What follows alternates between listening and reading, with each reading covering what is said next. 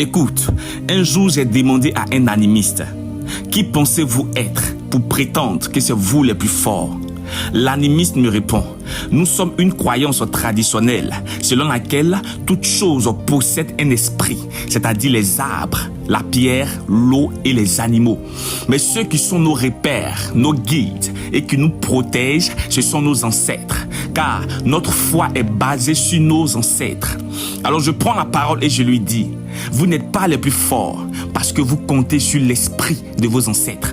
Mais nous comptons sur l'esprit de Dieu appelé Jésus-Christ de Nazareth. Et c'est lui qui tient l'âme de vos ancêtres entre ses mains et ils seront jugés au même titre que vous. Ensuite, je vais voir le kémite et je lui demande, qui pensez-vous être pour prétendre que c'est vous les plus forts?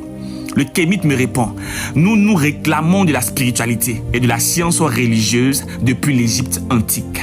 Nous ne croyons pas en un seul Dieu, mais nous croyons en plusieurs dieux, comme Isis, Osiris et aux entités spirituelles. Nous croyons en la philosophie, l'énergie, les symboles et la cosmogonie.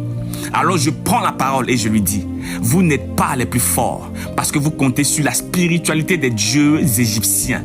Il n'y a pas plusieurs dieux, mais il n'y a qu'un seul Dieu et son nom c'est Jésus-Christ de Nazareth. En dehors de lui seul, tout le reste ce sont des anges déchus et des démons. Une fois de plus encore, je me dirige dans le monde des esprits. Et là, je trouve un sorcier. Et je lui pose la question de savoir, qui pensez-vous être pour prétendre que c'est vous les plus forts?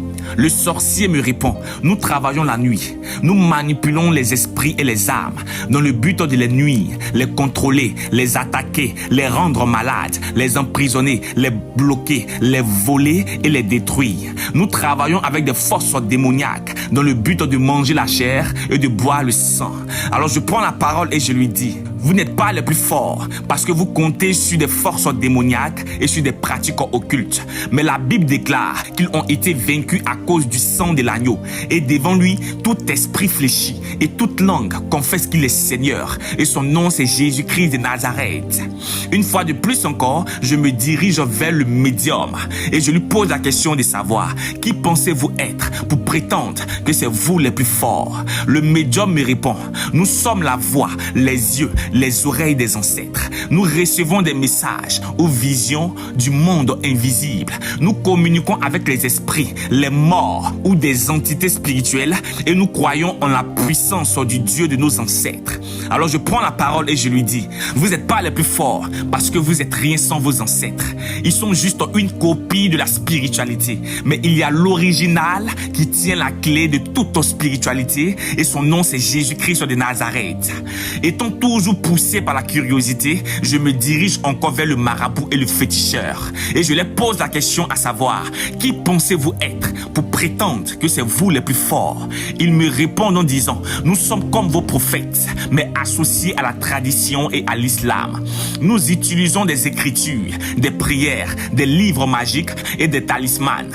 Nous avons le pouvoir de protéger, de bénir et de bloquer, tout comme on a le pouvoir d'ensorceler, de maudire et de tuer.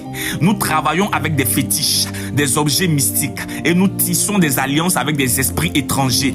Alors je prends la parole et je les dis, vous n'êtes pas les plus forts parce que vous travaillez avec des entités ténébreuses. La Bible déclare que la lumière et les ténèbres ne peuvent pas s'accorder.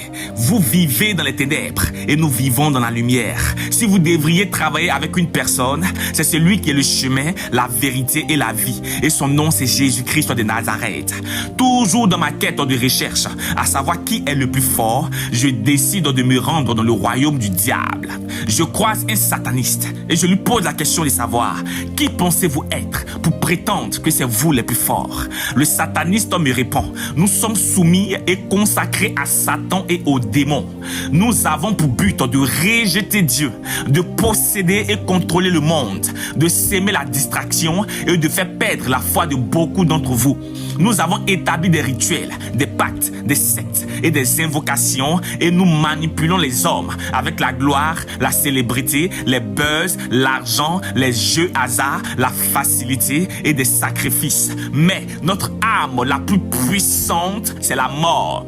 Alors je prends la parole et je lui dis, vous n'êtes pas les plus forts, ni ton maître Satan, ni la mort. Ma Bible me dit que un homme appelé Jésus-Christ de Nazareth a triomphé de la mort le premier jour, le deuxième jour et le troisième jour, et il a été vaincu.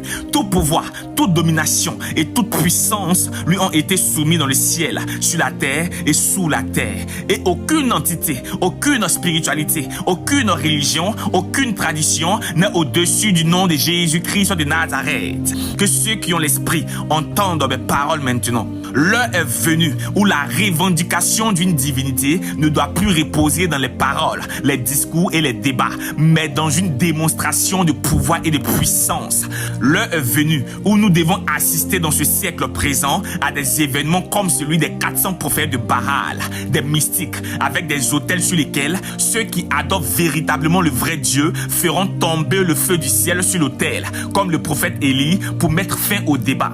L'heure est venue où on doit rassembler tous les fous de chaque ville et ceux qui prétendent servir le véritable Dieu, c'est-à-dire animistes, kémites, sorciers, marabouts, féticheurs, médiums, imams, prêtres, prophètes, mystiques, bouddhistes, magiciens, où chacun devra être à mesure de redonner instantanément la guérison aux fous qui seront rassemblés.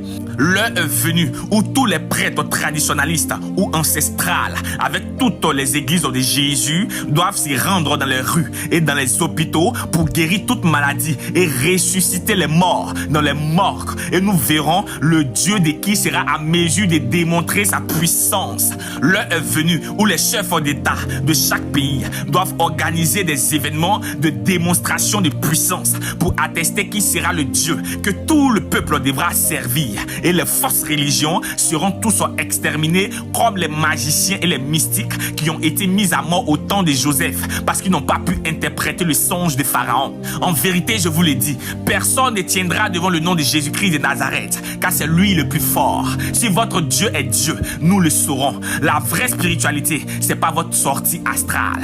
La vraie spiritualité, c'est pas la philosophie et les débats. La vraie spiritualité, c'est pas la sorcellerie où vous sortez de votre corps pour vous envoler la nuit. La vraie spiritualité, c'est pas attendre la nuit pour manger la chair et de boire le sang de vos frères. La vraie spiritualité, c'est pas le fait de se mettre nu et danser au milieu des carrefours. La vraie spiritualité, c'est pas de s'aimer la peur et la terreur. La vraie spiritualité, c'est pas se montrer incapable de développer son pays, de lutter contre la pauvreté et de dormir sous des bâches et dans la brousse. L'heure vient et elle est déjà venue où vous serez balayés et votre impuissance sera mise à nu. Aujourd'hui, le monde doit reposer sur une divinité appelée Jésus-Christ de Nazareth, image de la paix, de la joie, de l'amour, la miséricorde, de salut, de stabilité, de restauration, de sainteté, de chemin, de vérité, de paradis et l'unique Dieu de tout l'univers.